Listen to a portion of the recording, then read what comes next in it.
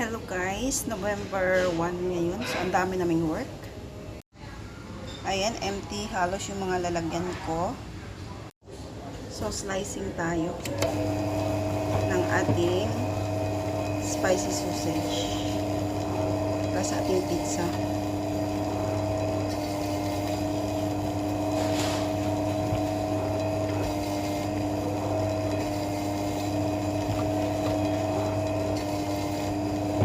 Daming work kahapon kaya naubusan tayo ng ating mga slices.